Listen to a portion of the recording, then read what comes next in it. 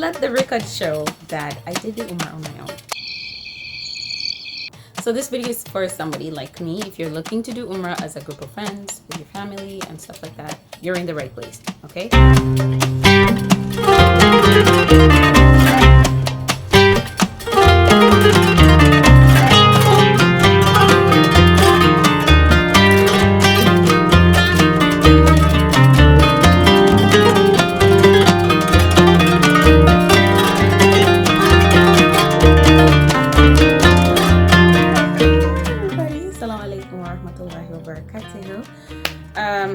First of all, thank you for tuning in on this video. My name is 𝓙𝓪𝔃𝓮𝓻𝓪, as is the channel, and it is about beauty, lifestyle, fashion, and travel.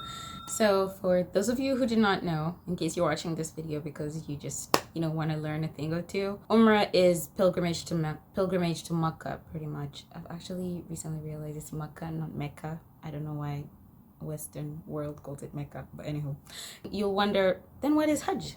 Hajj is the same thing, except Hajj is the more broader future of the journey.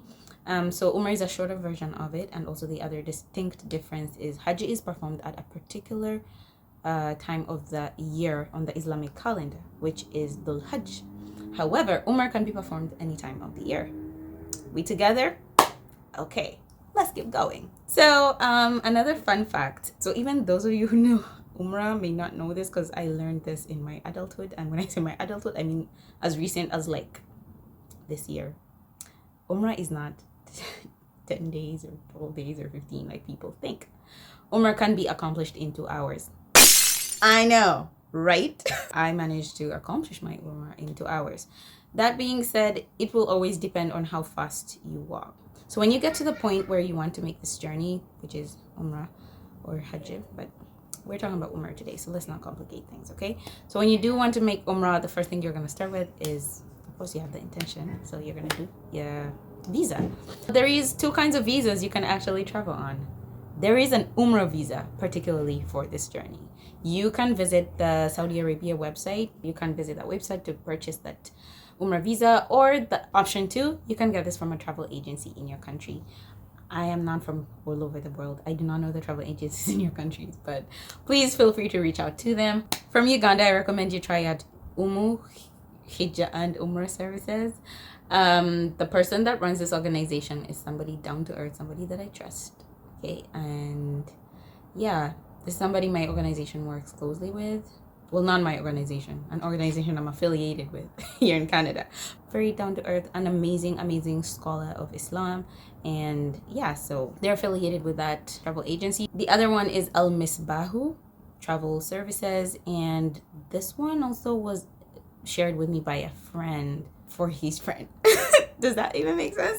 At the time when I started trying to, when I brought the intention that I wanted to do Umrah, that's when I discovered this this particular travel agency, and it does have very pocket-friendly prices. I will say that, because the third I'm about to tell you is 𝓙𝓪𝔃𝓮𝓮𝓻𝓪 Travel from Uganda, and this one is now gaining huge popularity among people who have coin. Okay, if you don't have the coin, don't go near 𝓙𝓪𝔃.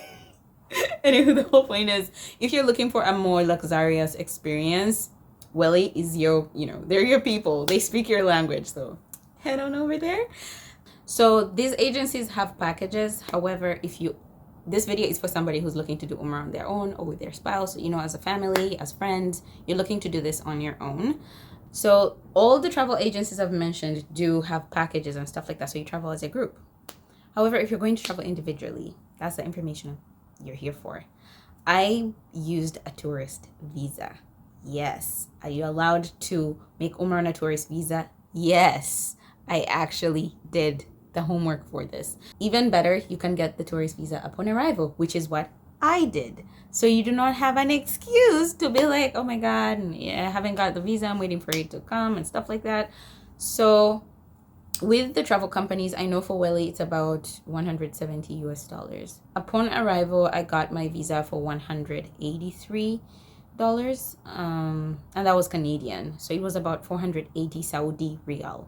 And to be able to use this tourist visa to perform Umrah, it must be outside of Hajj or during the Hajj period, when people, you know, are not performing Umrah. That's when you can do this. So I did do my Umrah just last month or 2 weeks ago in October. If you are somebody holding a US visa right now, a UK visa, or a Schengen visa, and you have used this visa at least once, you are eligible to get a tourist visa into Saudi on arrival. Did you hear that? Okay, UK visa, American visa, Schengen visa. If you are a Canadian citizen and you hold a Canadian passport, you can actually get the visa on entry as well. And if you are a green card holder from the US, you can get this on arrival as well. I tried to find out as much as I could, but honestly, guys, to conclude this visa shebang, please visit the Saudi immigration site, because that is where you'll find the most up-to-date information. I cannot tell you everything right now, otherwise I might mess up, I might forget something, or they might change the, you know, the immigration laws, because trust me, they change all the time. They changed the day before I went and I literally survived the slash.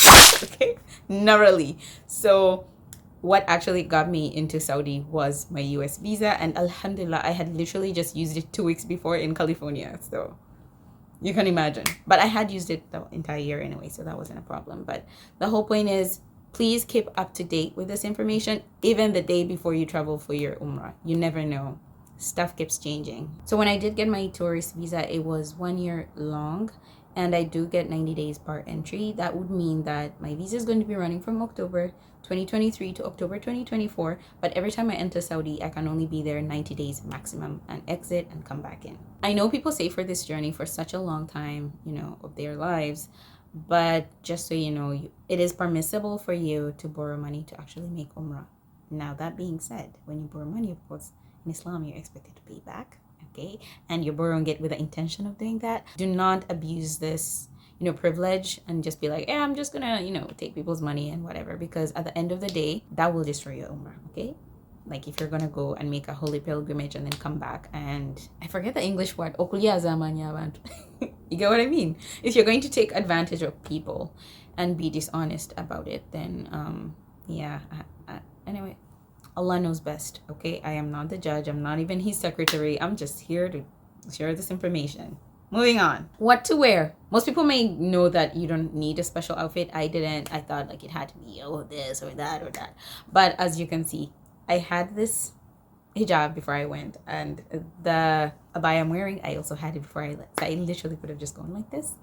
But yeah, I hustled finding an outfit. But if at all you do not have an outfit suitable where, you know, your hands are going to be covered and stuff like that, and, you know, and you know, it's a free garment around your body. If you do not have that, I highly recommend you visit the Muslim collection. I've never met this person actually, because even the time I did order this, somebody did help me to pick up the package. They're located in Scarborough if you're here in Canada. Scarborough, there's an address on there on the website. But the reason I recommend these people, they did not send me here, guys. 100% of the money you give is literally donated, like mashallah. You can check out their Instagram page. When you scroll through their, you know, their profile, you'll notice somewhere where they've given all their donations and stuff like that. I was amazed, and I even felt better about purchasing you know, my abaya from there. So they do have 1 piece, and then they have the 2 pieces. I recommend, please size up. That is something I did not do and I regretted it. Size up like 2 sizes if possible. The worst case scenario, you can hem it, right? Because the length was okay, but it was a little tight in the, I won't even say tight, I just don't know, but yeah, you want to size up. And they also have Haram for the men, and if you do not know, this is what the men wear when they go for a hijab. It's supposed to be a white unstitched garment. That's what the men wear, so they do have Haram at Muslim collection. When you're traveling, this is also something I learned when I was you know, learning about Umrah. There's a place called a miqat. Miqat is where you bring your intention. So we're assuming you already intended to go for Umrah, okay? I mean, you come all the way to the miqat place. Honey, you've already boarded flights. So of course you had the intention. But this is where you raise it, okay? And how do you raise it? By reciting the talbiyah, which is labbaika Allahumma labbaik. So if you've heard that phrase, this is at the point at which you say this phrase. In the how to perform Umrah video, I will include it, but the reason I'm mentioning it here is because I wanted you to know that if you plan to arrive in Jeddah, that means you'll have passed the miqat. Depending on which direction your flight is coming from, you will have passed the miqat already. And yet you have to bring that intention when you're passing the point of miqat. The good news is they're gonna let you know on the flight. And yeah, so I was flying with Qatar Airways as usual, my winter love. And they did announce 30 minutes before we arrived, and then 5 minutes before we passed it, and then exactly at the moment when we're passing it, so you could literally hear the whole flight reciting labbaik Allahumma labbaik. And it was so magical. I was like, oh, okay, this is it, we're doing it. anywho, jokes aside, at the point of miqat, if you're taking a flight, it will be announced then. This means that if you're going to pass the miqat when you're on your flight or your transit or whatever, you want to be in the state of haram before you get to the miqat. The state of haram is when, after you've done your ghusl, cut your nails, no sexual intercourse after that, and avoid scent. So you want to be dressed in haram. That's why you will notice that on my flight, we had people dressed in haram. And when we passed the miqat, they entered it officially, but they were already cleansed, right? So, because how are you gonna make this ghusl on the flight? You get what I mean? So please keep that in mind. الساعة 9:35 بالتوقيت المحلي. سوف أذكركم مرة أخرى. Ladies and gentlemen, this is your first officer speaking. Customers who intend to perform UMRA may start preparing for Ihram anytime you wish. For your information, the local time now is 9:05 in the morning. 3 minutes from now. It will be at time 9:35. We will make another announcement 5 minutes before we reach the miqat. Thank you. And of course, when you do arrive in Makkah, you want to go straight for Umrah. The only deviation I see you doing, honestly, is putting down your suitcase at your hotel. So just go finish your check-in, go straight to Umrah. Because if you deviate and be like, I'm going to go eat first, I'm going to do what? You might ruin the state of haram without even knowing it. So please don't go eat buggers, okay? Just go get the job done. It's what you're there for anyway. Be mindful when you're traveling, there's no Wi-Fi. So I feel like this should have been number one. So tip number 1A or 1B, there's no Wi-Fi. Not at the airport, not in the train station, there's no Wi-Fi. Child, it was not easy. So to solve this, you could purchase a SIM card. I did not do that because I was there for just a day. I didn't see the point. But honey, if I were taken back, I probably would. So just keep that in mind. However, I will say this, people were so generous, mashallah. At almost every single point, I was hot spotted, even at immigration. That is how nice these people are. Barakallahu fikum to all of you that assisted me. And at the point when you're taking the train, I feel like the main advice I could give you here is please go to the right platform. You do not want to be in Makkah for just a couple hours or a day, and then you're going over to the Medina platform and you end up on the Medina train. Nay! The circus that awaits you is doing push-ups. So please be mindful. Always read the signs. Majority of the places do have the signs posted in Arabic and English. So please be mindful. Read the signage. Go to the right platform. Okay? Do yourself that favor. When you're approaching the train, when you're entering it, everything is labeled. The cabin is labeled. Your seat is labeled. So make sure you're in the right spot.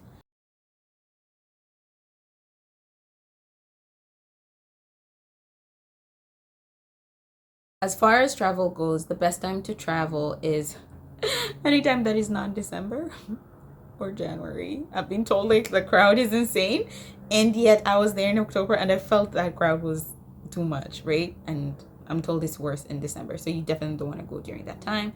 A time that would be nice to go, February, I think it begins to ease up because it will be reflected also in the prices. Keep that in mind. Whenever you see these travel agencies like the ones I mentioned earlier, the times where the prices are low, that's when you know that actually the traffic of travel is less, and I advise you travel during that time. You're welcome. So let's talk about hotels. Everybody knows I like me good luxury, okay? Please book your hotels in advance. Whether you want luxury or not, just book in advance because you get better deals and better prices. same goes for your flights. To get a good cheap flight or a good flight at a very affordable price, always book early. I don't mean just even a month early. If you're able and have the means and the funds and are willing to, please book at least 6 weeks and above that, 6 weeks, 2 months, whatever. Just book your stuff early because you always get good deals. So the sites I used to book, I normally gravitate towards booking.com. If I'm not going to book on booking.com, then I'm going to book from the website of that particular thing I'm booking itself. If it's a flight, I'll book it on Air Canada, or I'll book it with Qatar Airways backdoor. Well, when I say backdoor, I mean like privilege backdoor. You don't need to know what the backdoor is. Anyway, the whole point is just, yeah, so besides booking.com, I use the site itself. As far as hotels go, the big tip here, why am I talking about the hotels, is you need to be in close proximity to this Masjid al-Haram. When you get there, you'll thank me, okay? This place is huge, mashallah. I've never seen anything like it. It is massive, humongous. You want to be as close to the Masjid al-Haram as possible. The only way to do that, literally, the closest hotel is the clock. Okay, that beautiful big thing that you see is the 𝓙𝓃𝓮𝓮𝓻𝓪 Tower, and it is a Fairmont hotel. So if you want to taste luxury, I feel like this is the only city that is, I mean, you're here to touch base with Allah. I mean, you're here to, renew your faith, so you might as well splurge on this one thing. So I did actually book that hotel, and at the time I booked it, it was I think 3 weeks or 4 before I traveled, and it was about $350. However, due to unforeseen circumstances, I had to cancel the very week when I was in Qatar. And upon trying to book it again, the day of me flying in to Saudi, it was legit $600. Now you understand what I say book in advance, okay? It was the price was literally double that. And the beauty of it is, for majority of these hotels, you don't have to pay beforehand. You can pay at at check-in when you're checking in. So among the hotels that are in close proximity to the Masjid al-Haram, wait, I got this. There's the 𝓙𝓃𝓮𝓮𝓻𝓪 Tower, the Fairmont Hotel. Then this is the Swiss Hotel Al Makam, Makkah. And there's the Makkah Hotel. Oh, and then there's the Jumeirah Makkah. And finally, the Sheraton. Now I ended up staying at the Sheraton when I failed to get into the the 𝓙𝓃𝓮𝓮𝓻𝓪 Tower. What I can say is the advantage of the Sheraton over the other place is, in the Makkah I was just gonna get a king bed. In Sheraton I got a twin room, and I asked them, don't you have like a queen or a double or something, or a king? I don't need 2 beds. And they told me, actually, this is how that entire hotel is set up. So if you're somebody that's looking to travel with other people, you have companions, your friends, your family, this is an amazing setup, because as you can see, my room not only had a living room, but it had 1.5 baths. So you have a toilet, so in case you want to do the number 2 and somebody's busy taking a shower, you're able to do it in this other toilet. Or if you get guests into your room from another room or whatever, they're still able to use the washroom. And yeah, there were 2 beds and I didn't even need that. So yeah, voila, this is bathroom 1. One thing you're going to notice about the room, there is a lot of mirrors, like a lot of mirrors. So we got a mirror here, a mirror over there. And so you see these 2 red lights when you fix in the key card in, and voila, lights back on.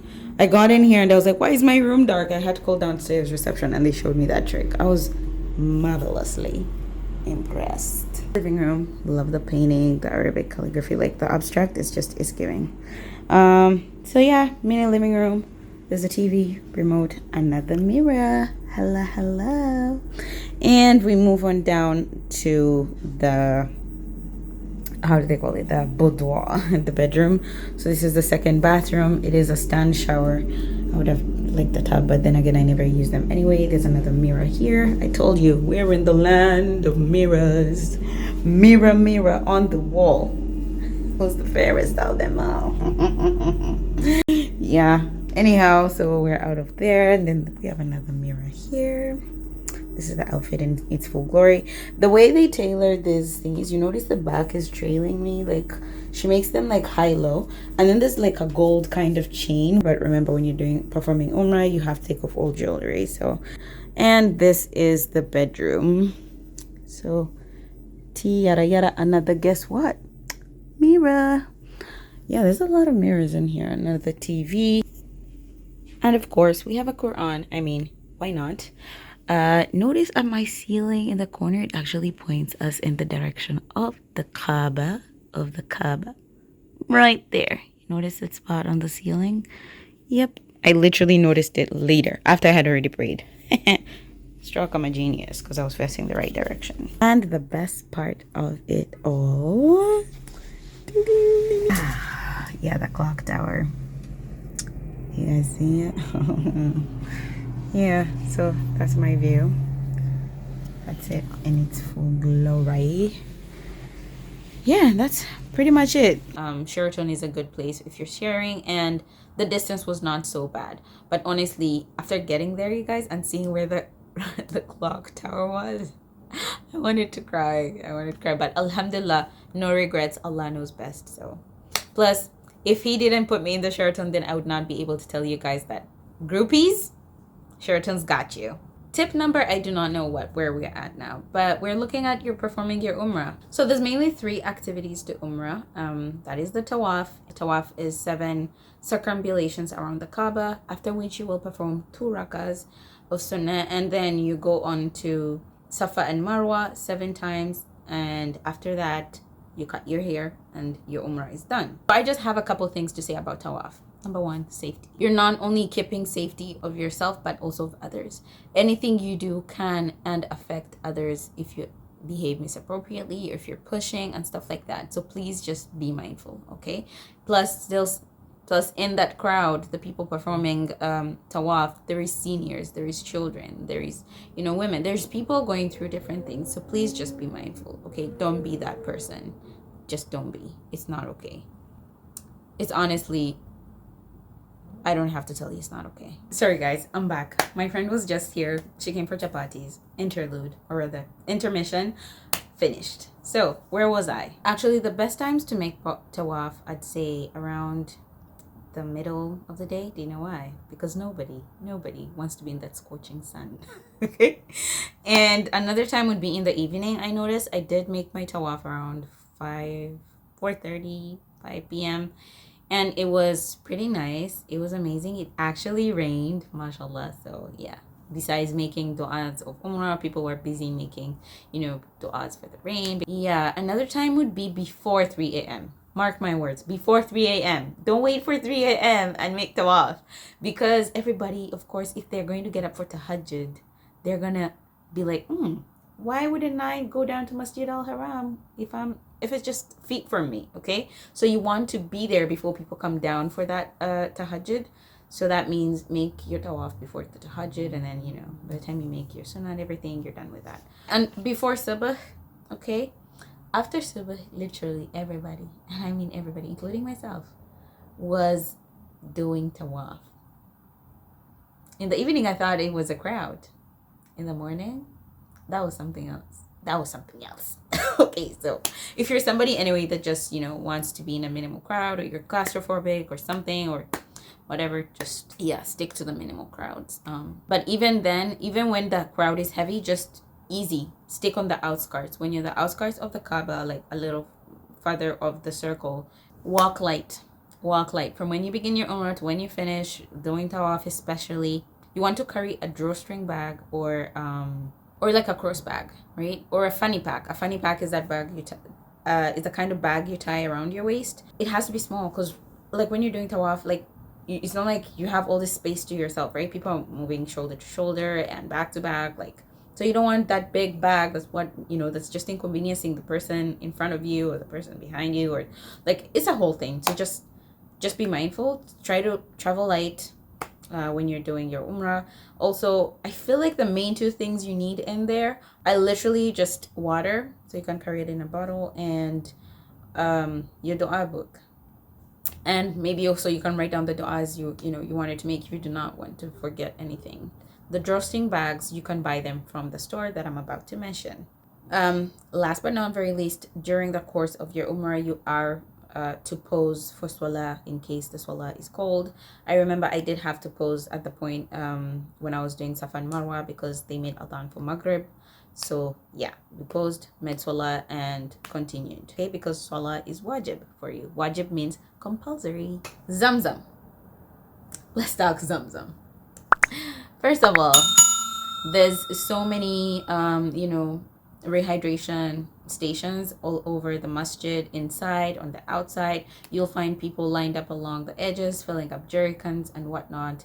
Yeah, and there'll be a method to the madness. Of course, there's some sort of like a line or something, so you take turns. Be respectful, like I said, no pushing or stuff like that. Just try to be respectful of other people in this space. Also, I recommend, instead of using, you know, the disposable cups that are there, let's be friends of the environment. Try to carry your own usable water bottle so that you can just keep refilling it, and you know, that way you're more economical. And you know, if you want to carry water back to your room, you're good to do that. Yeah, so for other purposes. So just, you can buy the jerry can from the store. I remember like it was Abin Dawood or something like that. I forget its name, but I'm going to post it besides this so that you can go check them out. You'll find a lot of other actually useful stuff in there also. But yeah, you can buy the drawstring bags as well in there. So just keep that in mind. The curry thing, at least the one I got for 5 liters, it's about 7 or 8 riyal, 6 I think, 6 riyal or something like that, Saudi riyal. The most important thing you need to learn about Zamzam, you're actually only allowed to carry 5 liters by the airlines. So in case you're gonna be that person that buys 10 jerrycans or whatever, I hate to be the one that stomps on your parade. Now I, on the other hand, I packed that thing early in the morning before I went back to the, you know, before I went back to the airport. I'm excited. I get there, I'm all like, me and my water. We're done officially. We did it. Yeah, and I get to the chicken counter and they're like, I'm sorry, you have to trash that water. I swear to God, I almost cried. Like, I was so mad. And anyhow, the lady was like, oh, don't worry, there's water outside. And I'm like, oh, is it free? Is it? She's like, no, you gotta pay like 7 riyal for it. But yeah, it's packaged and whatever, so it's better. The point I'm trying to make is the water is packaged by the kingdom actually. So, and it's sealed and everything. So that's why the airlines prefer that you carry that one. It is packaged in liters of 5, and it's honestly, the price point is not that bad. So that's the only water you're permitted to carry. Yeah, it was something that the kingdom decided to do because, you know, people's water used to be pouring and stuff like that, and the airlines were, you know, were almost about to restrict people from carrying Zamzam. And of course the kingdom knew that if that happens, people will not be motivated to come, and it will make it harder for them to take the water out and stuff like that. So they came up with this idea of, you know, packaging the water for you also. I at the end of the day, it's a good deal for everybody. Again, guys, before I conclude this video, I just wanted to add safety. Your safety is important. The safety of others is important as well. So if you're somebody that plans to make this journey on their own, I advise that you do have a SIM card so that people that love you, that care about you, are able to reach you at all particular points in time when you're making this journey. Let somebody know where you are. My sister did know at the point when I was going, and then I did let a couple of my other siblings. And like prior to me making the journey, they, you know, those that I did not tell directly when I was there exactly, they knew I did have intentions of making the journey. But the whole point is that entire, you know, hours I was there, everybody knew that I was there, right? So just in case anything, because people do actually, you know, things do happen when people are making pilgrimage, if you get what I'm saying. And yeah, you don't want people to hear the announcement on social media and be like, we didn't even know she was there, okay, or he was there. That being said, as a bonus tip, in case you're somebody, before I post, so this is going to be part 1 of the UMRA video.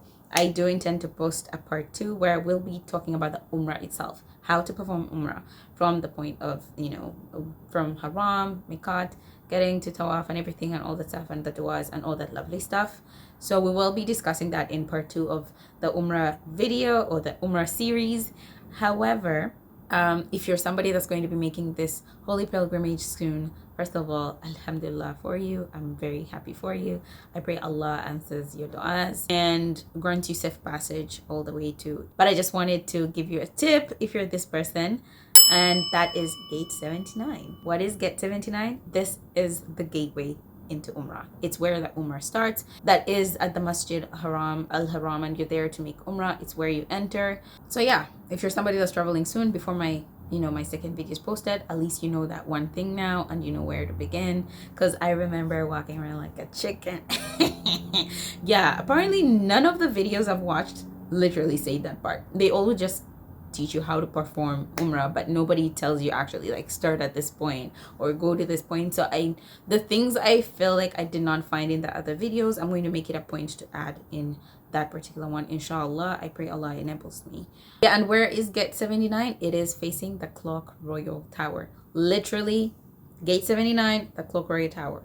If you're somebody that, you know, that is able to spend on that hotel, then just sleep there. Yeah, talk about value for money. Another reason for us to love the Clock Royal Tower. Yeah, that brings us to the end of this video. I hope you did grasp something that is going to make your Umrah journey easier. And I hope at least it motivated you to go to Umrah. It is well within reach, guys. You get, like, I don't want you to think that Umrah is something you cannot do. I want to encourage you guys to do this because I know for the longest time I wanted to do this and I always felt like, oh, I don't have the means. I don't have the means, until I realized the means as I knew it did not actually have to be that way. It could have been easier. And yeah, so alhamdulillah. Just before I let you go, I wanted to, you know, make a small dua for Palestine. I pray that Allah eases for these people. I pray that for all those that have lost their lives in this war, that Allah grants them Jannah for the jihad they're facing. I pray that He provides for the, you know, the orphans and the widows and the widowers that are left behind. I pray that Allah expands your heart and mind to give more towards this cause of, you know, the war in Gaza in any way that we're able to. I pray that He expands our knowledge on the topic because majority of people are not educated about this. So I pray that Allah strengthens them, the people of Palestine, through this trying time. And I pray that He also strengthens you and I to stand beside them, because that is the one most important thing to remember. This is a war against humanity, honestly. Like, that's what it is. It has nothing. Yes, I hope Allah brings you and I to see this. May Allah answer our du'as and come to the aid of the people of Palestine. Of course, Allah knows best. We do not know why they have to go through this. We trust in Allah's judgment and Allah's qadr, and we just pray that relief comes to them soon, honestly. Allahu ala Sayyidina Muhammad wa ala alihi wa ashabihi wa sallim. Alhamdulillahi rabbil alameen. And just a quick tip, if you're this person who, like, you want to send help to Gaza, you cannot be there physically, whatever, and you're like, but I don't have money, you can make 𝓙𝓪𝔃𝓮𝓮𝓻𝓪 𝓚. So just a quick tip, if you're somebody that says, you know, I would really love to help the people of Gaza, but I do not have the means, I don't have any money to send donation, I strongly urge you to pray 𝓙𝓪𝓃𝓮𝓮𝓻. This is a prayer that we pray when the sun comes up, basically after subh and before dhuhr, so before the afternoon prayer.